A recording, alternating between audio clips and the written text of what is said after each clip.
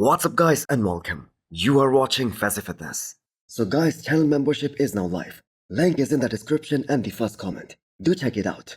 That would really help support the channel. So let's start this video with 3 weeks out physique update. From one of the biggest freaks in the men's open right now, Michael Krizo. And I have got to say the man is looking so damn insane right now. And he was being too humble when he said he's gonna make top 6 at this upcoming Pittsburgh Pro. I mean, his conditioning right now looks so damn insane. Totally wild. And it seems like he isn't only gonna be bigger, but better than ever before. And that too this first time, with his new coach George Farrell. So this upcoming Pittsburgh Pro lineup, that is a very deep one. We can all agree is a big lineup. And the potential top 3 at this show, they are all top Olympians. And one of them is the former Miss Olympia. And also the reigning Arnold champion Darryl Lansford. So this show is as difficult as it gets. But Michael Krizo is 100% ready to take on this challenge. And that too in his first show back after his shoulder surgery. So he's most muscular. That is probably one of the best in the IFBB Pro League right now. And as a fan, let's just hope that he gets a chance to hit this shot next to Nick Walker and Martin-Fitzwater. As both these guys, they also have that crazy most muscular shots. So what does Krizo need to do to break into that top tier, especially at these big shows like the Arnold and the Olympia? What I mean by that is, get into that first call out, be top 6. Well, the fact is the man is already one of the most muscular and the freakiest guy in this lineup.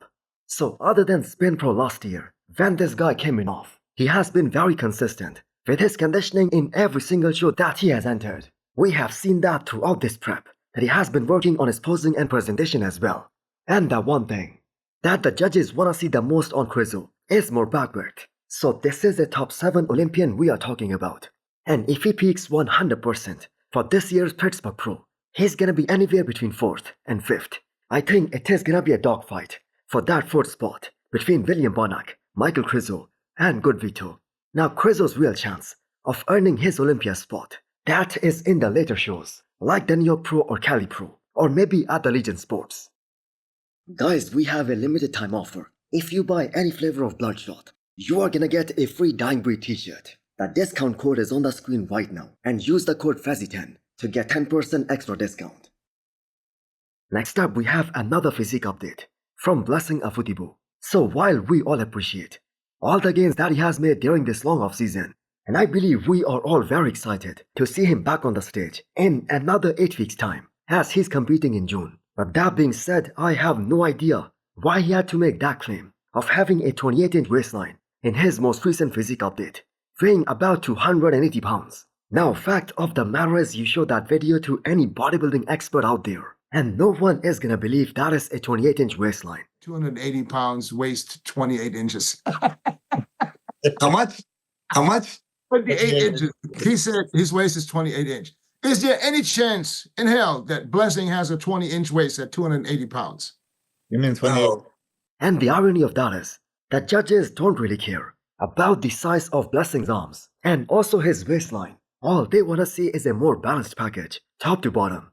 And they want to see Blessing bringing in bigger quads and more size on his legs. And the fact is, if he can do that, the man is going to be in business to win his 3rd pro show and also secure his Olympia spot for this year. Now, it isn't just his fans or the bodybuilding fans who called out Blessing for saying that is a 28-inch waistline. Dennis James and Milos, they also discussed this on the latest episode of the Menace podcast with Abdullah. Now, we will see whether Blessing responds to that, or maybe he's gonna refrain from making such kind of claims in the future. Now, that's a crazy backward right there. And the man is currently working with Stefan as his coach. So hopefully we will see him bring a very good look the next time he steps on stage. And by the way, he hasn't announced the show just yet. Now his legs held him back big time the last time he was on the stage. So did anyone else notice in that recent posing video from Blessing that either his stance that was kind of in a way which was making his right leg look a bit smaller, or maybe he was doing that deliberately to hide some kind of weakness?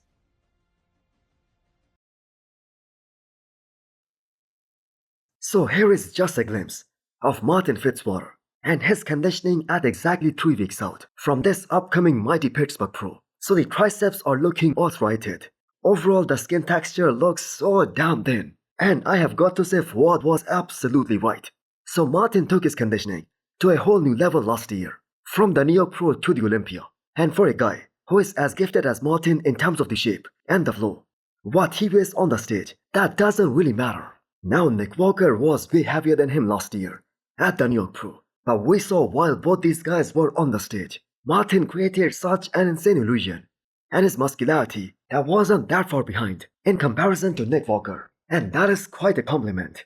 Now have any of you guys also noticed that something is very similar with Martin and Justin Compton, and how both of these physique look, especially in those side shots, and how thick and dense his legs are in those side shots. Now this upcoming Pittsburgh Pro, that is gonna be a big test for Martin-Fitzwater. Now again, I'm gonna say he isn't getting the respect that this guy deserves after having one of the most unbelievable seasons last year, where he placed as high as top 4 at his Olympia debut. Now I think we can all agree that Derek at his 100%, he's gonna be unbeatable. But Martin should truly believe in his heart that he can take out a guy like Nick Walker. And the reason I'm saying that is because he can really expose Nick and his lack of aesthetics, especially his waistline and the size in his quads. Now I do not think Martin expected that Pittsburgh Pro is gonna have such a deep lineup.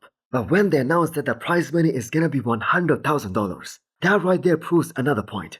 Not a single show with a big prize money. That is gonna be an easy show to win for anyone out there, because we're gonna see more and more of these guys jump into that show to collect those big paychecks. So do you guys think Martin can beat a guy like Nick Walker? Or does the mutant looks just way too big and way too muscular right now?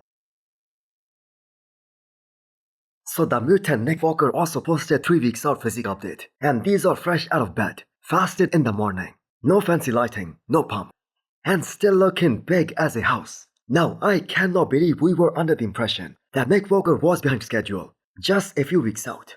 The changes that his team has made during these last couple of weeks, that has for surely brought some major changes in his overall conditioning. So how much more is the mutant gonna change in these last 3 weeks leading into this show? So will his legs from the front stay the same in terms of size? And we are just talking about the view from the front. He doesn't have those crazy quad sweeps, which both of his fellow competitors have, namely Derek and Martin. But his legs from the side and from the back, the way they're coming about, they might be the best in this entire show. The detail that is coming out on the side of his legs, that is looking so damn nasty. So that front lat spread, that used to be the worst pose for Nick Walker, that is also looking way more improved. So if there is anyone in this show who is gonna push Derek in those back shots, especially in that back double biceps, that is the mutant. And we really hope that he brings back that all-new classic 2021 look with all that added mass. Now there is no chance that Nick is gonna weigh 270 pounds on the stage. In fact, if he is 273 right now at 3 weeks out, he's gonna drop at least 10 more pounds. Now on the flip side, it's so damn great that these guys aren't focused at all about the scale, and they're just focused on the look. The 7 times Miss Olympia Phil Heath is undoubtedly one of the greatest of all time. Just look at those striations in his arms in his most recent physique update. So if you guys pick apart the physiques of some of the guys who placed top 5 at this past Miss Olympia, or even at the Arnold, not a single one of those guys have that kind of insane quality. I mean, just look at the level of detail on Phil Heath, even 5 years after retirement. That is just bonkers. Definitely one of the greatest arms of all time. And this is Phil Heath, just starting his journey to getting leaner for this upcoming 2025 season. Now it would be so cool if Phil documents his journey to getting shredded at his current age. And by that he doesn't mean stage lean, just enough to wow the people, and with the kind of genetics that Phil Heath has. He hasn't even been training or eating on a bodybuilding schedule and still looking so damn good. Just imagine what 8 weeks of proper dieting is gonna do to his overall physique. Now Phil Heath at his all-time best, he would fight for the Olympia title in any era.